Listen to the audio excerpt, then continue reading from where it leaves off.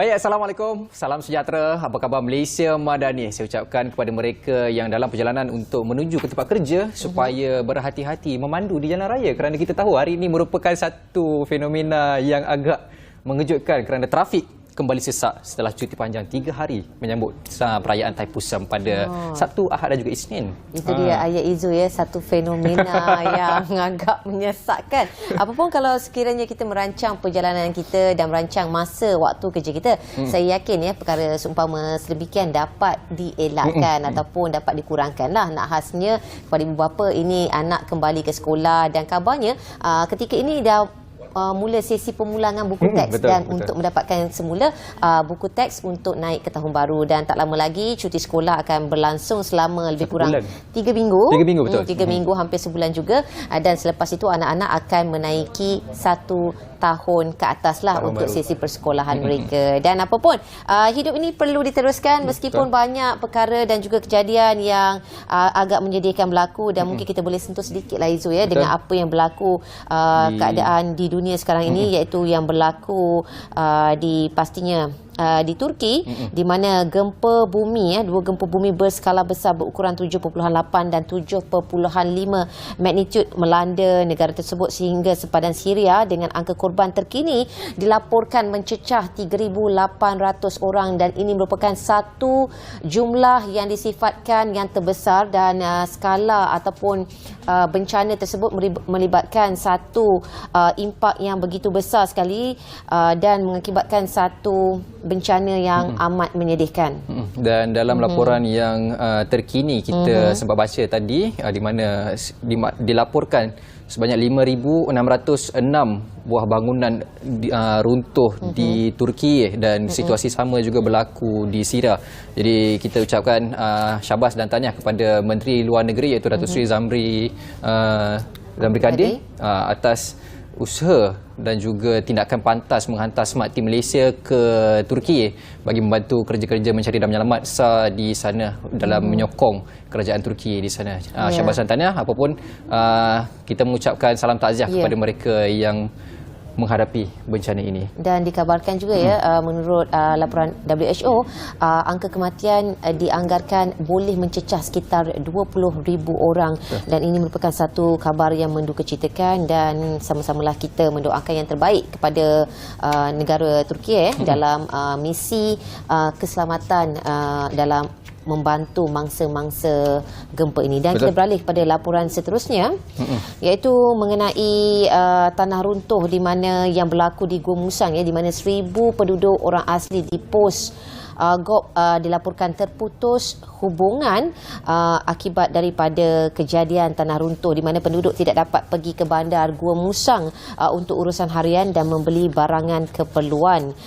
Dan jika sebelum ini mereka masih boleh menggunakan motosikal untuk ke bandar Gua Musang, tetapi bermula Jumaat lalu langsung tidak boleh keluar daripada kawasan tersebut akibat tanah runtuh 100 meter selepas kebun Kampung Gawin kerana hujan berterusan sejak beberapa hari lalu.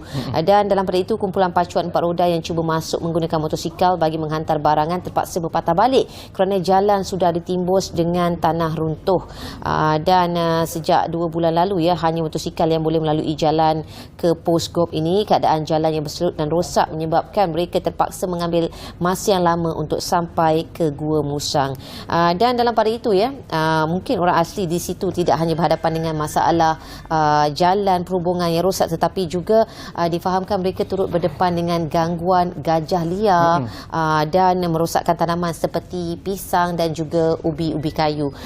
Dan ini sedikit sebanyak kan kita rasa antara kerja-kerja yang perlu dilakukan untuk membaik pulih bagi memastikan kelancaran trafik, untuk memudahkan pengurusan harian daripada penduduk orang asli di pos GOP dapat diteruskan seperti biasa. Kerana bahaya Izu ya, sekiranya jalan tu tertutup mengakibatkan ada masalah, sekiranya apa-apa bencana berlaku, itu yang kita nak elakkan sebenarnya. Yang paling membimbangkan adalah supply makanan tidak dapat disalurkan, juga bantuan perubatan seperti berikut. Baik, ini antara satu lagi berita yang kita boleh kongsikan di portal bernama.com, iaitu di mana jawatan kuasa yang diketuai oleh Jabatan Kemajuan Islam Malaysia JAKIM telah diarah untuk mengetuai satu jawatan kuasa khas bagi menyelaraskan usaha mencetak sejuta naskah Al-Quran ditubuhkan dan juga usaha kutipan dana pencetakan bagi pengedaran sejuta naskah ke seluruh dunia. Hasrat tersebut disahut oleh Menteri di Jabatan Perdana Menteri Khaliwal Agama Datuk Dr. Muhammad Naim Mokhtar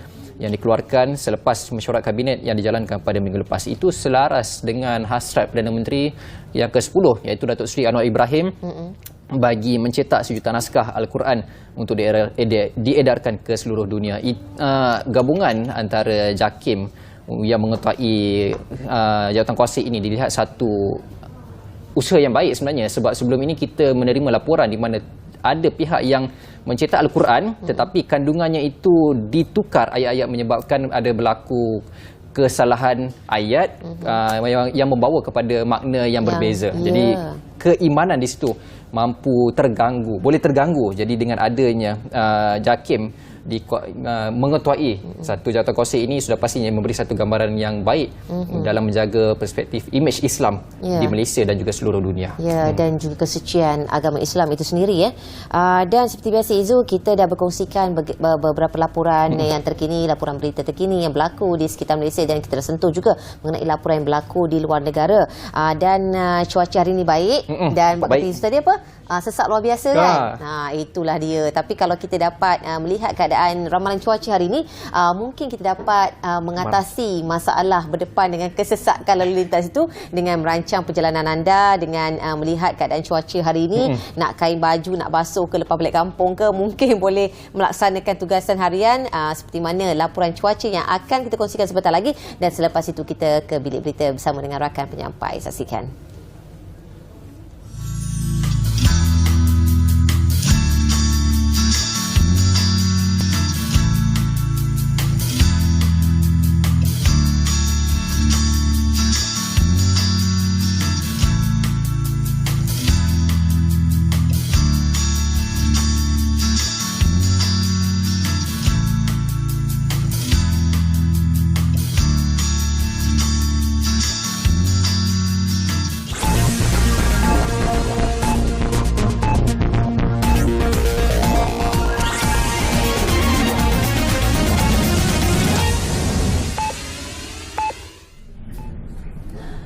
Salam hormat dan salam Malaysia Madani, bersama saya Vinsla Santiran dari Bilik Berita.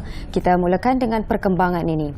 Menteri Luar Datuk Seri Dr. Zamri Abdul Kadir memaklumkan seramai 12 rakyat Malaysia yang berada di wilayah terjejas di Gaziantep, Şanlıurfa dan Edirne, Turkiye telah dikenal pasti. Menerusi laporan yang diterima, kesemua warga Malaysia tersebut dalam keadaan selamat. I was just been informed by our mission in Turkey have established contacts through WhatsApp and messengers with 12 Malaysian reportedly in the affected areas. All of them are reportedly safe, and we will try our level best to reach them. Beliau berkata demikian selepas pelepasan misi bantuan pasukan SMART ke Turkiye di lapangan terbang antarabangsa Kuala Lumpur. Pasukan SMART yang terdiri daripada 70 anggota termasuk pasukan perubatan dari Kor Kesihatan Diraja KKD dan unit K9 Jabatan Bomba dan Penyelamat Malaysia JBPM selain pasukan khas bahan kimia berbahaya HAZMAT berlepas ke Istanbul malam tadi. Semalam, gempa bumi berukuran 7.7 skala Richter melanda tenggara Turkiye dengan kini angka korban meningkat kepada 1,498 orang. Manakala 8,533 lagi cedera dan 2,834 bangunan dilaporkan musnah. Kerosakan turut dilaporkan di beberapa wilayah di Syria, manakala gegaran turut dirasai di ibu kota Lubnan, Beirut. Di Syria, angka kematian kini melebihi 400 orang, manakala 1,300 lagi cedera. Dalam pada itu, Malaysia menghantar 70 anggota pasukan mencari dan menyelamat khas Malaysia SMART ke Turkiye bagi membantu usaha menyelamat dan mencari mangsa gempa bumi. Datuk Seri Dr. Zamri berkata Wisma Putra akan menyelaras gerak kerja pasukan bantuan Malaysia di Turkiye bagi memastikan operasi berjalan lancar tanpa sebarang kesulitan. Beliau berkata koordinasi tersebut juga akan bekerjasama dengan Agensi Pengurusan Bencana Negara NADMA, Kedutaan Turkiye di Malaysia, Kedutaan Besar Malaysia di Ankara dan Konsulat Jeneral di Istanbul. Sedapat-dapatnya kita hendaklah bekerja bersama-sama dalam memastikan misi yang akan kita lakukan ini benar-benar dapat mencapai matlamatnya, maksudnya pergi ke kawasan-kawasan yang telah pun ditentukan oleh pihak berkuasa Turki. Datuk Seri Dr. Zamri berkata beliau telah menghubungi rakan sejawatnya di Turkiye, Mevlut Cavusoglu, di mana Turkiye menyuarakan bantuan segera dari Malaysia. Dalam pembincangan saya dengan Menteri Luar Turki dan beliau telah pun menyuarakan beberapa perkara yang perlu kesegeraan daripada pihak Malaysia, antaranya ialah bantuan daripada pasukan SMART kita dan juga kemudian akan disusuli pula dengan bantuan daripada dalam bentuk perubatan dan sebagainya.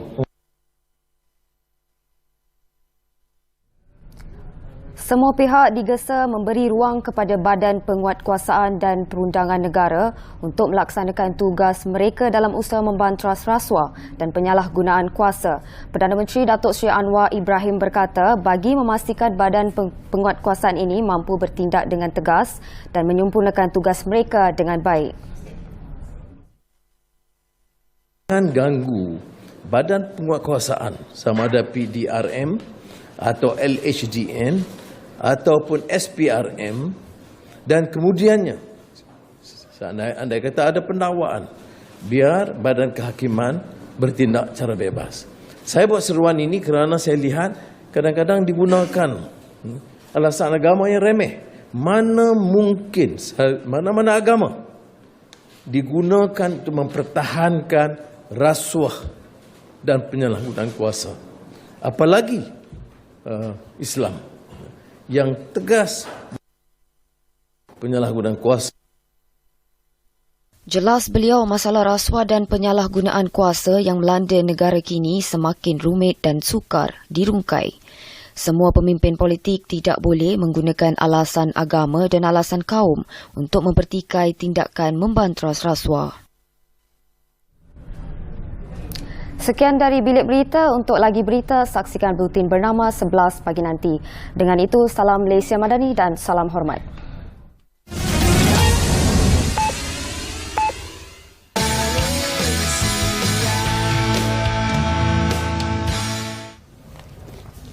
Okey, terima kasih di atas kesetiaan anda bersama kami dalam Apa Khabar Malaysia. Dan kalau tadi kita dah mengikuti perkongsian berita dan kalau dalam program awal tadi juga kita dah berkongsi mengenai kejadian tanah runtuh 1,000 penduduk orang asli pos GOP terputus hubungan dan dikabarkan di kawasan penempatan orang asli itu pula turut berdepan dengan ancaman hidupan liar iaitu gangguan gajah liar yang memusnahkan tumbuh-tumbuhan dan juga tanah-tanaman. Dan hari ini kita nak berkongsikan tajuk yang saya rasa forte dia tak jauh beza pun, iaitu mengenai ancaman keselamatan dan kepupusan haiwan liar. Dan kadang-kadang Izu, kenapa haiwan tersebut bertindak di luar jangkaan, di luar kawalan dan di luar daripada kepompong ataupun kelompok kawasan kehidupan mereka? Mesti ada sebabnya, kan? Mesti ada sebab, tapi saya bukan tetamu hari ini. Betul. Nak menjawab soalan itu, kita bersama dengan tetamu kita yang kita bawa khas jemput sekali lagi dari Perhimpunan Semenanjung Malaysia, iaitu Puan Rahmah Ilyas selaku pegawai pakar bidang khusus SME Avian Bahagian Konservasi Hidupan Liar. Apa khabar Puan Rahmah? Selamat datang. Baik, Alhamdulillah. Terima kasih. Okey Puan, dan awal-awal soalan tadi saya pun dah terfikirlah kan, seperti yang saya katakan, kenapa haiwan-haiwan ni kerap kali kita lihat, haiwan-haiwan liar ni dah kerap muncul kepada kawasan penempatan orang awam. Apakah puncanya membuatkan mereka melakukan hal yang sedemikian? Okey, terima kasih untuk soalan tu dan juga terima kasih bernama dan Apa Khabar Malaysia untuk peluang ni. Okey, kalau kita tengok memang banyak kes hidupan liar terkeluar daripada habitat dia sekarang ni.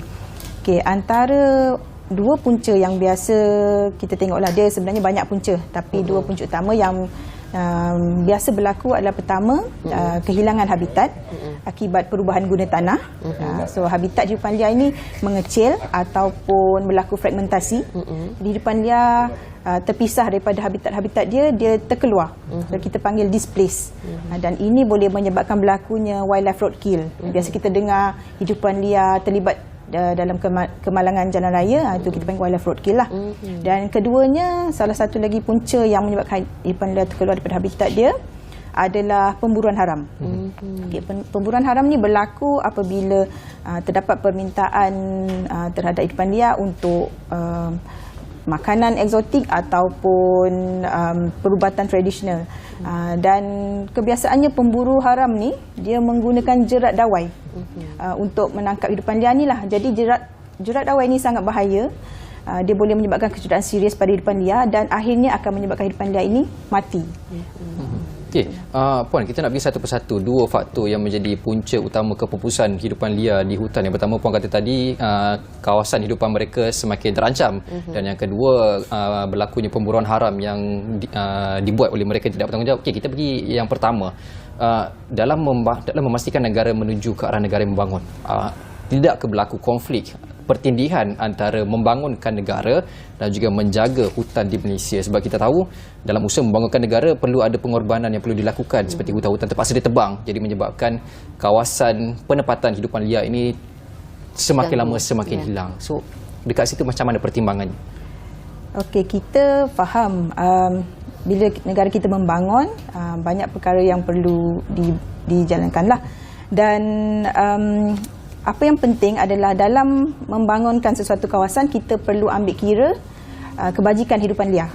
Maksudnya di mana kawasan dia nak cari makanan, di mana kawasan dia nak membiak, di mana kawasan dia nak tidur. Dan itulah perkara paling penting supaya hidupan liar ni tak terkeluar daripada habitat dia. Dan kita ada taman negara, kita ada rizab-rizab hidupan liar di bawah Jabatan Perkhidmatan, dan itu sebenarnya perlu dikekalkan untuk memastikan habitat yang sesuai lah untuk hidupan liar ini. Ada tu buat program replacement sebab kawasan hutan yang ditebang, hidupan liar yang ditemui dipindahkan ke kawasan penempatan baru. Ada tak dibuat program-program tersebut? Memang ada. Dalam satu kawasan yang nak dibangun, kita biasanya memang buat kajian dulu. Kita akan buat kajian hidupan liar apa yang ada dalam kawasan tersebut, dan kita tengok keperluan dia.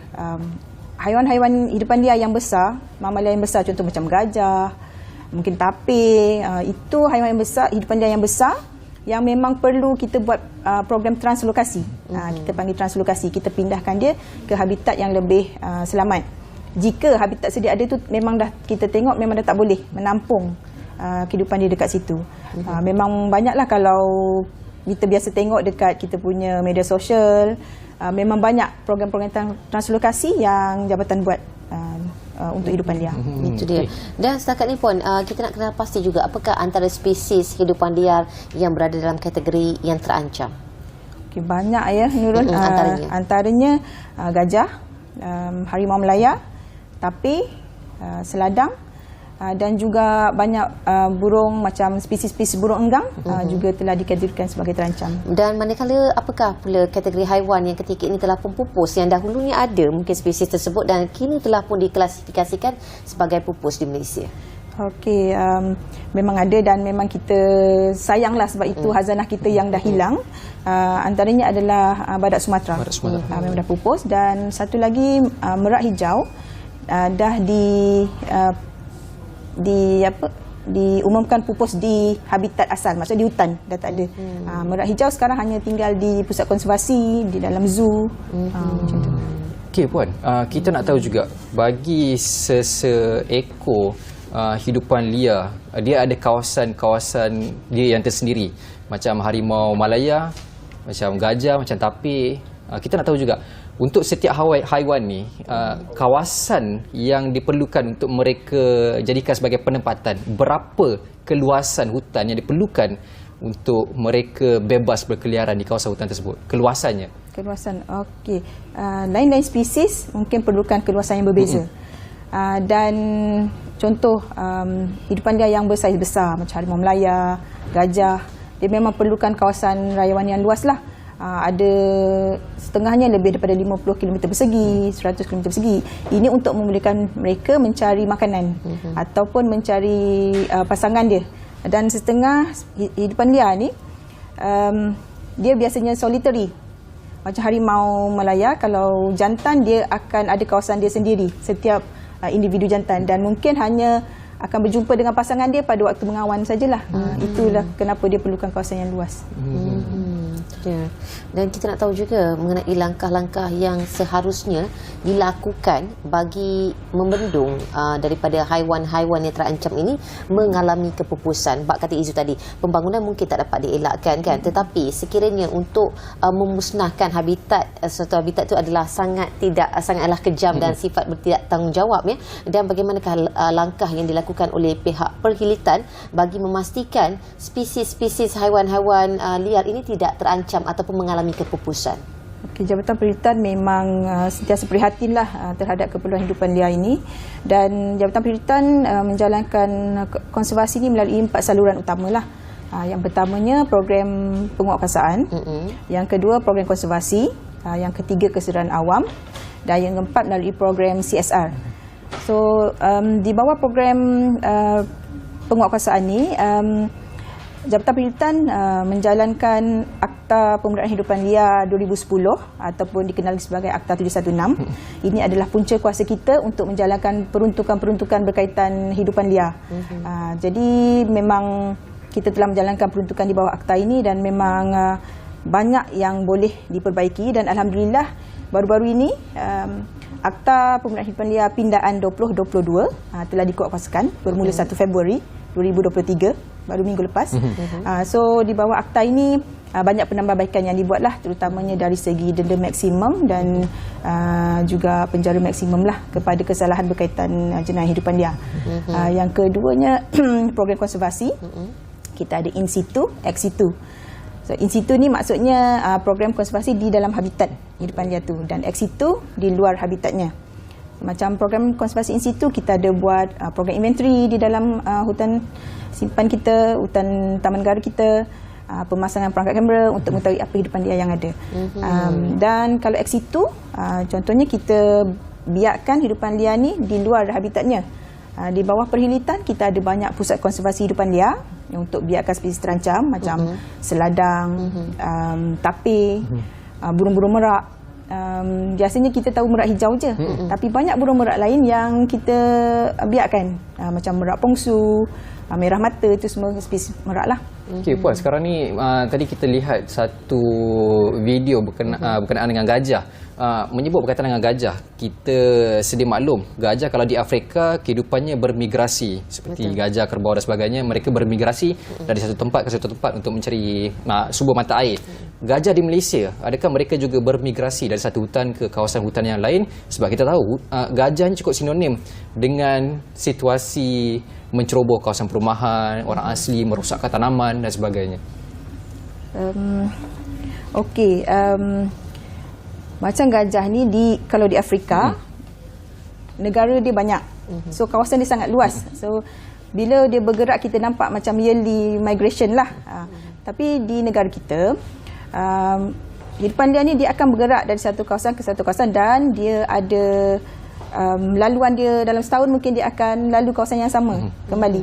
So mungkin pada tahun ini kawasan tu masih hutan, tapi 2-3 tahun kemudian kawasan tu dah berubah dia punya guna tanah. Jadi dia akan lalu juga. Jadi pada masa itu kita akan anggap hidupan liar ni menceroboh kawasan kita. Sebenarnya dia lalu di kawasan yang dia dah lalu setiap tahun. Dan dia antara satu kawasan dia kadang-kadang nak cari makanan, garam mineral, atau mungkin cari pasangan. Maknanya dia bermigrasi, cumanya kita tak sedar perkara itu berlaku sebab berlakunya dalam hutan. Di dalam hutan, ya. So bila kawasan tu dah bertukar, kita rasa dia ganggu kawasan kita lah. Yalah, mungkinlah kadang-kadang tersesat pun ia juga kan.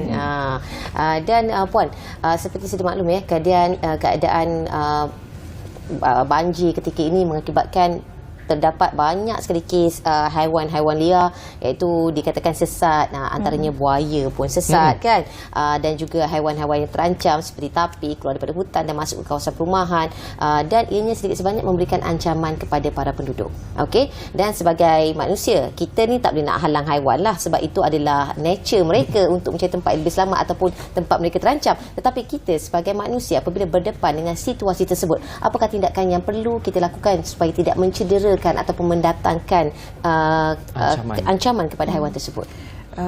Yang paling utama sekali, kita jangan panik. Jangan panik.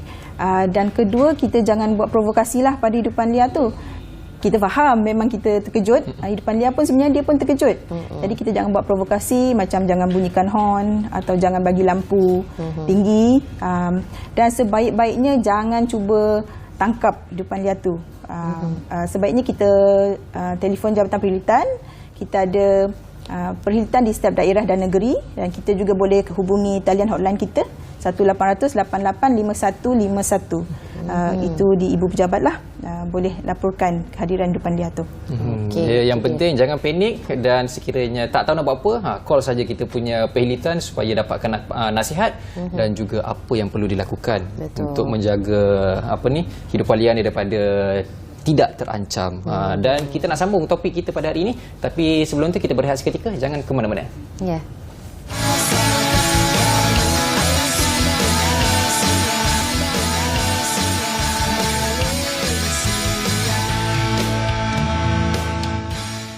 Baik, bertemu kembali dalam Apa Khabar Malaysia. Masih lagi bercakap soal topik kita pada hari ini, iaitu ancaman keselamatan dan kepupusan haiwan liar. Masih lagi bersama dengan topik yang sama, tetamu yang sama, iaitu Puan Rahmah Ilyas. Baik, Puan Rahmah, tadi kita dah menyentuh secara ringkas mengenai hidupan liar, haiwan-haiwan terancam di Malaysia. Tahun lepas kita diumumkan dengan penubuhan satu biro, iaitu Biro Kawalan Jenayah Hidupan Liar yang di bawah kelolaan Polis Diraja Malaysia. Kita turut dimaklumkan bahawa di bawah perkhidmatan telah wujudnya satu program, iaitu program bersepadu yang melibatkan agensi-agensi yang terlibat sama membantu perkhidmatan. Macam perkhidmatan sendiri, bagaimana Puan melihat dengan gabungan daripada agensi-agensi sahabat lain boleh membantu mengawal sempadan negara bagi mengelakkan haiwan-haiwan hidupan liar ni terus diancam dan diburu oleh pemburu haram di luar sana? Okey, untuk konservasi hidupan liar ni, dia satu perkara yang sangat besar. Jabatan Perkhidmatan tak boleh bekerja sendiri. Kita tak boleh kerja silo. So kita kena kerjasama dengan semua agensi. Dan setengah jenayah hidupan liar ni dia rentas sempadan. So kadang-kala kita tak dapat nak ambil tindakan bila dia dah berpindah ke negara jiran kita. Jadi saya lihat kerjasama kita dengan agensi lain macam PDRM, Jabatan Kastam, dan NGO juga kita kerjasama untuk program ini. Kita dapat lebih bergerak secara bersepadu untuk menyelamatkan hidupan liar kita daripada pupus. Dan isu pemburuan haram ini bukanlah satu isu yang baru, dan isu ini dilaporkan saban tahun berterusan, dan kita nak tahu juga mengenai status terkini ataupun statistik pemburuan haram yang berlaku di negara kita pada ketika ini. Adakah di tahap membimbangkan ataupun berada di tahap yang agak terkawal? Bagaimana pandangan Puan? Okey, pemburuan hidupan liar ni berlaku kerana terdapatnya permintaan untuk perdagangan hidupan liar, illegal wildlife trade. Kalau kita tengok, Interpol dia klasifikasikan jenayah alam sekitar lah. Hidupan liar ni di bawah jenayah alam sekitar. Jenayah keempat terbesar selepas pengedaran dadah, barang tiruan, penyelundupan manusia, dan keempat jenayah alam sekitar lah. Dan apa yang membimbangkan kita di negara kita, setengah tempat habitat hidupan liar kita ni diceroboh oleh pemburu haram dari negara jiran. Jadi kita memang perlu buat tindakan yang lebih agresif lah. Dan untuk tujuan ni, perkhidmatan kita ada tubuhkan satu pasukan khas, iaitu Sparta, Special Protected Area Response Team. So pasukan ni akan buat rondaan dan penguasaan yang berisiko tinggi. Dan akan buat rondaan jarak jauh, serbuan dan juga tangkapan pemburu haram di Taman Negara dan juga kawasan reserve di bawah seliaan Jabatan Perkhidmatan lah. Kebiasaannya di kawasan mana diletakkan anggota-anggota ranger dan juga polis diraja Malaysia ni bagi membantu mengawal sempadan negara berlaku penyeludupan haiwan liar ni di kawasan-kawasan mana selalunya? Okey, pencerobohan di taman negara kita satu isu yang lain, dan di sempadan pun satu isu yang lain lah. Jadi di setiap pintu masuk negara kita memang kita ada tempatkan anggota kita, sama ada darat ataupun pintu masuk udara pun kita ada pejabat jugalah. Maknanya ada aset udara jugalah bagi membantu pengawasan di udara. Ya, betul. Okey. Okey, dan bukan aset udara tapi pejabat di, contoh macam di KLIA, pintu masuk melalui udara. Okey, faham. Bukan aset. Bukan aset udara, maksudnya pintu masuk melalui udara. Okey, faham. maksudnya itu adalah gatekeeper lah yang terakhir untuk bawa sebarang haiwan-haiwan. Ya. Dan Puan, kita nak tanya juga mengenai kebanyakan hidupan liar adalah haiwan yang paling ditakuti. Tadi pun Puan dah katakan kalau jumpa tu jangan bunuh, tapi bagaimana nak memupuk kesedaran ni supaya kita ni lebih berhati-hati, tidak mencederakan kepada haiwan, tidak mendatangkan sebarang kecederaan kepada haiwan tersebut. Bagaimana nak pupuk kesedaran tu daripada diri kita sendiri ni sebenarnya? Okay. Nak pupuk kesedaran ni tak boleh ambil masa yang singkat lah kan. Memang kena pupuk dari awal. Jabatan Pendidikan memang buat banyak program kesedaran awam dengan banyak agensi. Bukan setakat sekolah, IPT, kita juga buat dengan pelbagai lapisan masyarakat. Ada yang umur muda, pelbagai komuniti susukan.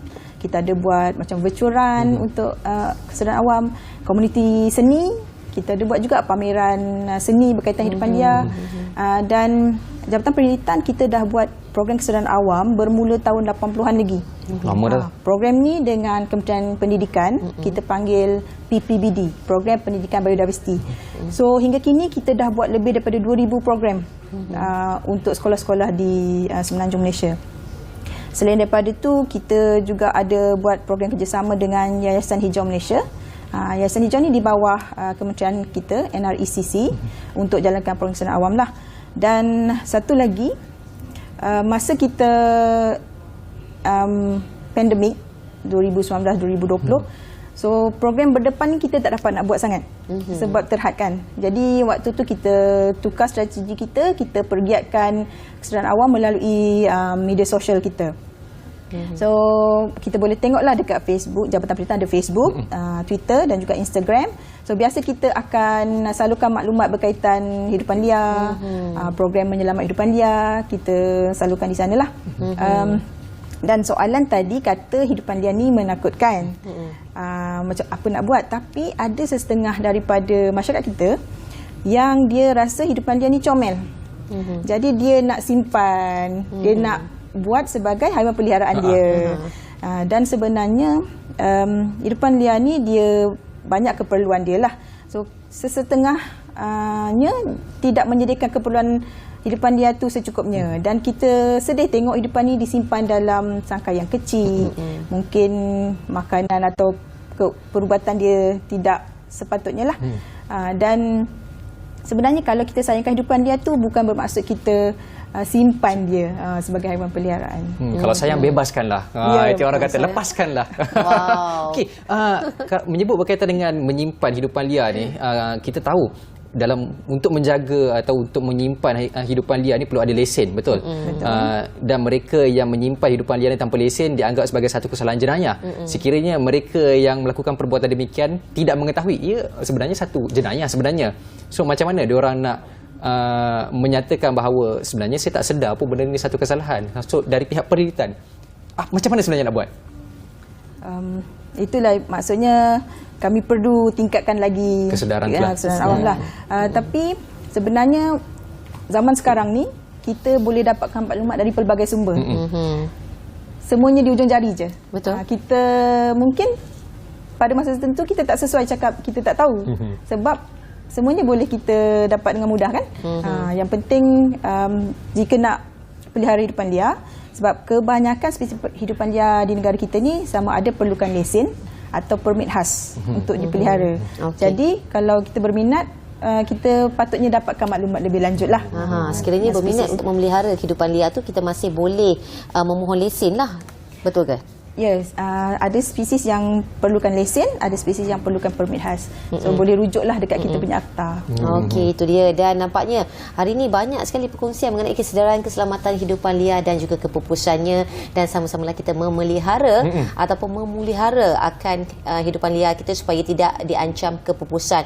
Kerana zaman berubah dan tidak mustahil Izu ya, haiwan-haiwan ini semakin terancam dari semasa ke semasa, dan kita seharusnya beringat bahawa kita hari ini adalah pinjaman dunia ni adalah daripada anak-anak kita, kerana kita akan mewarisi kepada mereka dengan tak ada apa lagi generasi yang akan datang untuk melihat adalah satu kejam yang tak sepatutnya berlaku. Dan terima kasih kita ucapkan kepada tetamu kita hari ini, Puan Rahmat Ilyas, atas kesudian berkongsi mengenai topik kita hari ini, iaitu ancaman keselamatan dan kepupusan hidupan liar. Terima kasih Puan. InsyaAllah ada rezeki kita jemput perkhidmatan lagi. Dan sebelum kita berehat, kita nak saksikan satu VT mengenai dengan Singapura. Apakah dia? Sama-sama kita saksikan. Ya, sama-sama kita saksikan.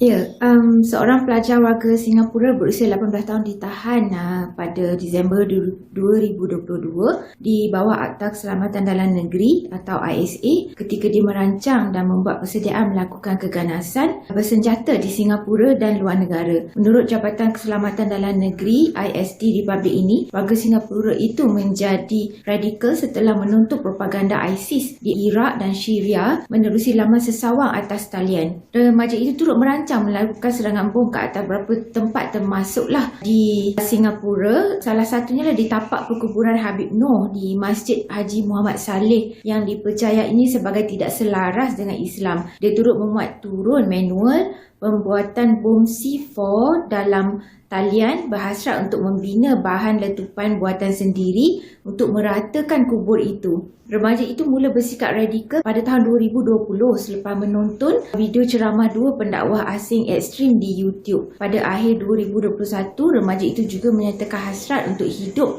di bawah pemerintahan Khalifah Islam ditakbir oleh Syariah atau Undang-Undang Islam. Untuk tujuan ini, ISD mendedahkan bahawa dia mahu menubuhkan khalifahnya sendiri di Singapura dan merekrut orang Islam untuk menyertainya. Hasil siasatan setakat ini menunjukkan bahawa remaja itu bertindak bersendirian dan tidak ada petunjuk bahawa dia berjaya merekrut orang lain, manakala ahli keluarganya tidak mengetahui rancangan atau niatnya untuk melakukan keganasan bersenjata di luar negara. Dalam kes ini, ISD memaklumkan remaja berkenaan sangat radikal sehingga tahap bersedia untuk melakukan keganasan bersenjata di Singapura dan di luar negara dan sanggup membunuh dan mati untuk ISIS. Penilaian kami bahawa dia telah menjadi ancaman keselamatan dan dia ditahan di bawah ISA. Menurut ISD, jabatan itu menjelaskan bahawa kesnya menonjolkan daya tarikan berterusan terhadap ideologi ganas ISIS. Kes ini juga menggariskan bahawa terdapat trend radikalisasi dalam kalangan belia sejak beberapa tahun kebelakangan ini dan ancaman serangan oleh penyerang persendirian dengan menggunakan senjata yang mudah diakses menurut jabatan itu. Sekian laporan saya untuk minggu ini, kembali ke Wisma Bernama.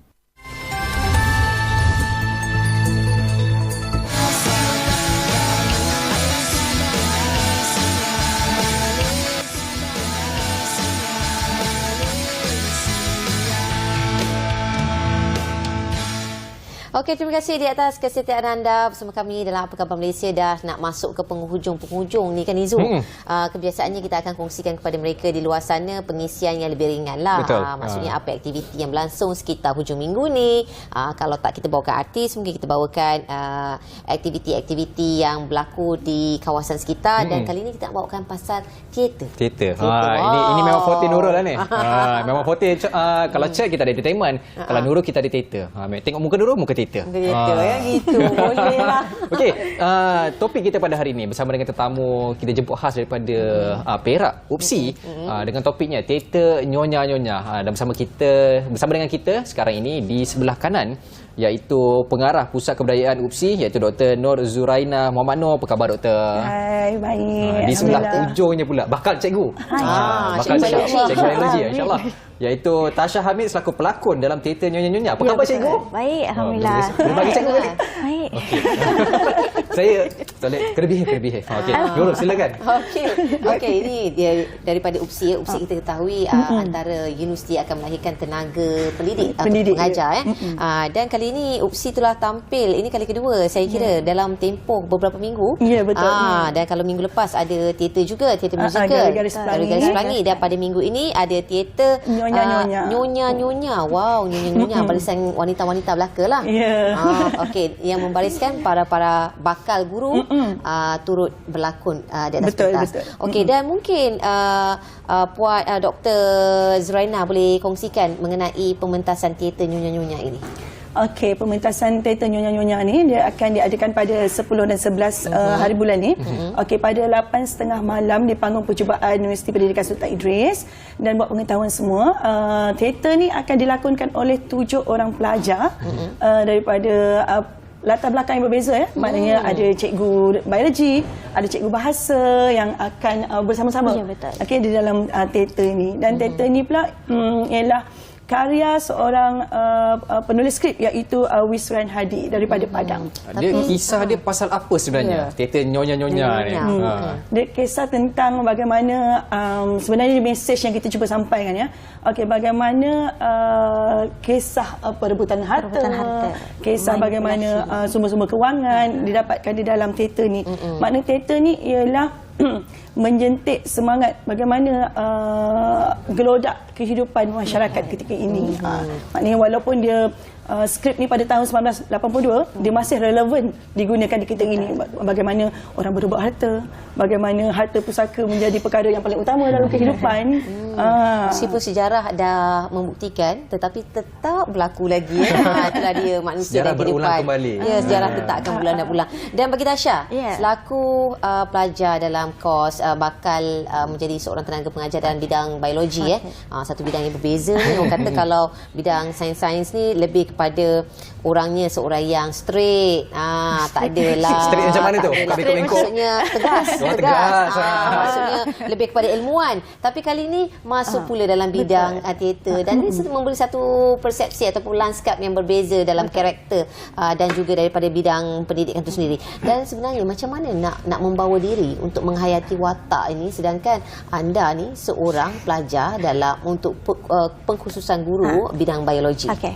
Sebenarnya saya mencabar diri sendiri untuk memasuki bidang teater, untuk menjadikan teater itu sebagai satu subjek minor saya, which is saya nak kedepankan bakat saya nak tak nak takut. Maksudnya macam communication skill tu kena lebih berani dengan orang dan sebagainya. So dari situ itulah saya mau lebih-lebih, dan sekarang dah okey dah. Mengikut kepada saudari Tasha, kenapa memilih lakonan? Kenapa memilih lakonan? Sebab first of all, saya menari-menari ni saya tak okey lah. Saya lepas tu untuk saya dah memang pendidikan biologi, jadi untuk saya ambil minor dalam pendidikan juga tu macam saya tahu diri saya macam mana, jadi saya takut. Jadi saya more kepada aktiviti. Jadi sebab tu saya ambil teater. Saya takut nak tanya ni. Alamak. Okey.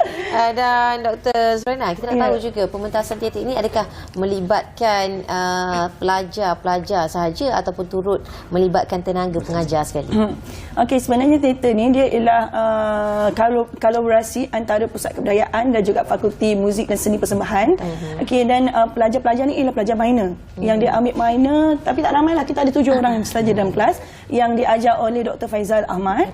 Okey, untuk kali ini kita kebanyakan pengurusan dibuat oleh pelajar, dan kita di Pusat Kebudayaan akan menawarkan khidmat-khidmat pengurusan seperti teknikal, seperti itu. Maknanya bagaimana Pusat Kebudayaan dan Fakulti Muzik dan Seni Persembahan ni bekerjasama untuk menghasilkan satu produk di universiti. Dan sebenarnya kita punya audience bukan hanya melibatkan staf ataupun pelajar universiti saja, audience kita juga terlibat daripada komuniti sekeliling dan juga biasanya kita jemput aktivis daripada KL juga untuk datang sama-sama memeriahkan untuk meraihkan pelajar-pelajar ni, sebab bukan mudah ya kita nak mementaskan satu pementasan yang melibatkan pelajar-pelajar minor yang tak mempunyai basic. Pelajar-pelajar ni yang tak boleh bercakap ketika mula-mula berada di kelas, yang kita cuba groom, yang kita cuba polish dia punya communication skill dia, dan kita nak lihat bagaimana adakah teater ni mampu untuk menjadikan mereka seorang yang boleh ke depan. Sebab nak jadi cikgu kan, bila nak jadi cikgu, nak mengajar biologi pula, subjek yang agak keras, subjek yang agak strong di sekolah, dan kita perlukan guru-guru yang ke depan, yang outstanding, yang boleh membawa nama UPSI itu sendiri gah di Malaysia. Okey, satu soalan cuba mas untuk Tasha. Berhadapan dengan latihan bagi pementasan teater, berhadapan dengan cermin pada ketika ini, belum depan ni dengan orang-orang lagi, pengalaman tersebut dibawa ke set secara live hari ini, adakah ia berguna sekarang ini? Sangat-sangat berguna, sebab dia daripada set kita bercakap dengan diri sendiri, kita bercakap dengan orang, kita berjumpa dengan doktor, kita berjumpa dengan orang luar. So sekarang pun saya berjumpa dengan orang luar juga. Jadi dia panggil saya orang luar sedih. Luar universiti maksudnya. Okey, luar universiti. Jadi dia bagi saya meningkatkan macam mana orang cakap, meningkatkan keyakinan diri untuk bercakap. Kalau tidak, tak bercakaplah dengan orang. Kalau tidak, senyap je. Soalan cepumas kedua. Okey. Dalam teater Nyonya-Nyonya, apakah watak yang dibawa oleh Tasha? Sebab nak tengok adakah karakter tersebut dibawa sampai ke set ni? Sebab gaya macam ya. Alamak. Okey, saya Tasha Hamid, memegang watak sebagai ponakan Si. Ponakan itu adalah kemenakan anak buah daripada seorang datuk. Karakternya macam mana? Adakah lembut seperti ini juga? Tak. Karakternya adalah saya seorang isteri pegawai tinggi, di mana pegawai tinggi ini sangat kaya dan saya berduit. Jadi kira bergah lah. Bergah lah. Oh, adalah krisisnya di situ ya nanti Kalau nak tahu lebih lanjut, kenalah menonton. Betul, kalau nak tahu kena tengok. Okey, Mbak kata ini Tasha, saya suka sebenarnya soalan ni. Sebenarnya banyak nak tanya. Geram ya, isinya tanya. Saya Okey, Tasha. Bagaimana Tasha membawa diri Tasha keluar daripada kepompong diri Tasha yang sebelumnya? Okey, menerusi teater ini, apa yang Tasha dapat meningkatkan daya keyakinan diri untuk Tasha sendiri yang Tasha nampak daripada sudut positif lah pastinya. Okay, dari sudut positif apa yang saya nampak, macam saya cakap tadi, saya lebih bercakap dengan orang, saya lebih berani untuk sebelum berinteraksi. Sebelum ni memang tak bercakap lah. Sebelum ni kalau nak cakap tu macam kena fikir banyak kali, macam nak cakap ke tak nak, macam tu. So dan, sekarang boleh bercakap. Okey, dan adakah Tasha yakin boleh menjadi seorang guru satu hari nanti, seorang guru yang lebih berkaliber, yang boleh berkomunikasi dengan baik dengan anak muridnya, menerusi dengan platform apa yang disediakan oleh UPSI ketika ini, antaranya dengan teater seperti inilah? InsyaAllah, dengan keyakinan diri sendiri, InsyaAllah saya boleh melakukan lebih baik daripada sekarang. Okey, jawapannya ringkas dan padat. Ya, sama. Dulu ni kena jaga sikit. Okey, berbalik kepada doktor. Tempoh persiapan sebelum dipentaskan teater itu pada 10 dan 11 ini, berapa lama tempoh persiapan dan juga latihan tu? Sebenarnya kita bermula daripada awal semester lagi, dan biasanya di akhir semester kita akan hasilkan satu produk supaya pelajar-pelajar ni boleh dinilai berdasarkan kemampuan mereka dalam aspek lakonan teater ni. Maknanya semua pengurusan akan dilakukan oleh mereka sendiri, lakonan pun oleh mereka sendiri, cuma pensyarah berfungsi untuk sebagai pembantu untuk kita memberi laluan lah, dan ajaran untuk mereka berlakon. Okey, dan doktor, kita nak tahu juga apakah usaha dan peluang yang disediakan oleh Pusat Kebudayaan untuk mengasah bakat pelajar? Okey, Pusat Kebudayaan UPSI ni berperanan sangat besar dalam bidang kesenian dan kebudayaan. Bukan saja di universiti, malah kita menganggap kita akan menyumbang kepada pembangunan negara. Kerana di Universiti Pendidikan Sultan Idris kita ada ramai bakal-bakal guru yang akan akan ke sekolah untuk mengajar dan akan berjumpa anak bangsa kita nanti. Dan fungsi Pusat Kebudayaan ialah menyemaikan mengembangkan minat-minat dan bakat-bakat dalam diri setiap pelajar ni agar mereka dapat menggunakan semasa di sekolah nanti. Maknanya kesenian dan kebudayaan ni ialah satu perkara yang sangat subjektif dan boleh digunakan sebagai satu pendekatan lah ketika mereka berada di sekolah, dan kerana semua dah bermula di sekolah. Ya, betul. Aktiviti apa-apa pun semua bermula di sekolah. Untuk menyemai minat ataupun menyemai benih perlu berada di sekolah. Apabila di sekolah subur, perkara itu akan mudah untuk kita bawa naik ke atas. Apatah lagi untuk mendidik anak-anak ni kan pasti memerlukan guru yang kreatif. Ya, Bila betul. guru kreatif, insya-Allah anak-anak tersebut akan menjadi anak yang lebih berkualiti. Insya-Allah. Okey, dan bagi Tasha sendiri kan, antara mesej yang ingin disampaikan dalam karya Nyonya-Nyonya ni apa sebenarnya? Tadi dah cakap pasal perebutan harta semua ni. Selain daripada perebutan harta itu sendiri, apa sebenarnya mesej yang tersirat dan tersurat? Okey, sebenarnya paling utama sekali dalam Nyonya-Nyonya ni, mesej yang tersirat dia adalah masyarakat kita senang dimanipulasi dengan wang. Apa-apa je kalau bagi duit, settle. Apa-apa bagi duit je, settle. Tak ada masalah. Sebagai contoh, okey, aku malas nak buat kerja. Boleh tak tolong buatkan, aku bagi kau duit. Okey, settle. Macam tu. Contoh saya malas nak kerja. Sebagi dia boleh. Manipulasi kewangan, betul. Sebenarnya dalam cerita Nyonya-Nyonya itulah paling the main adalah manipulation. Yang sampai kini pun ada lagi. Ya, itu manipulasi itulah. Ini Zul, kita ni survivor. Meneruskan kehidupannya. Okey, Tasha secara ringkas harapan untuk teater Nyonya-Nyonya yang akan dipentaskan pada 10 dan 11 ni. Ya. Okey, harapan. Saya menjemput semua orang yang berada di UPSI maupun di luar, jemput hadir ke panggung percubaan UPSI di Perak untuk menonton show Nyonya-Nyonya, di mana show Nyonya-Nyonya ni dimainkan oleh pelajar minor yang bukan dalam bidang seni persembahan, yang dalam bidang pendidikan seperti biologi, sains, fizik, matematik, PAKK dan bahasa Melayu. Jadi jumpa ramai-ramai, dan yang paling penting sekali, tiket show Nyonya-Nyonya adalah percuma. Dia percuma ni. Maksud percuma ni macam mana nak claim ni, Puan? Doktor, macam mana ni? Biasanya kita memang ada perbelanjaan yang kita peruntukkan untuk perkembangan bakat pelajar di universiti, insyaAllah. Maksudnya kalau mereka nak menonton, nak dapat tiket percuma, adakah boleh menyerbu masa tu juga ke, atau perlu mendapatkan Pas masuk. Boleh walk in dan kita ada pas masuk. Ada pas masuk. Okey, dan pastikan InsyaAllah. Okay, last ringkasan harapan daripada doktor sendiri selaku pengarah Pusat Kebudayaan UPSI, harapan mengenai teater Nyonya-Nyonya ni. Tadi kita dah dengar daripada Tasha, sekarang kita dengar daripada doktor pula.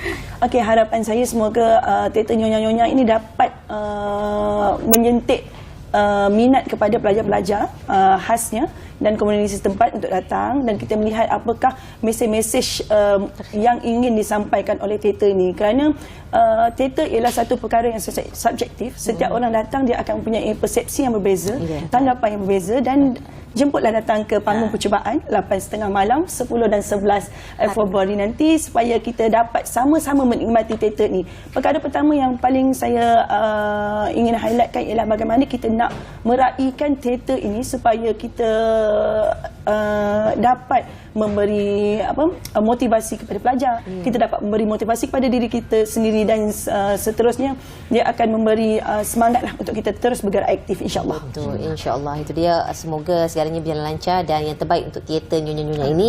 Dan terima kasih kita ucapkan kepada para tetamu, iaitu Dr. Nur Zuraina Muhammad Nur, merupakan pengarah Pusat Kebudayaan UPSI, dan juga pelakonnya adalah Tasha Hamid yang juga merupakan seorang pelajar UPSI sendiri. Dan semoga berjalan dengan lancar teater ini, insya-Allah, kejayaan. Dan juga pada Tasha, semoga bakal teater ini akan memberikan satu semangat yang memberinya keyakinan diri untuk menjadi seorang tenaga pengajar yang lebih baik pada masa akan datang. Encik Nurul, kita dah pun habis. Nampak macam tak habis cakap lagi tu.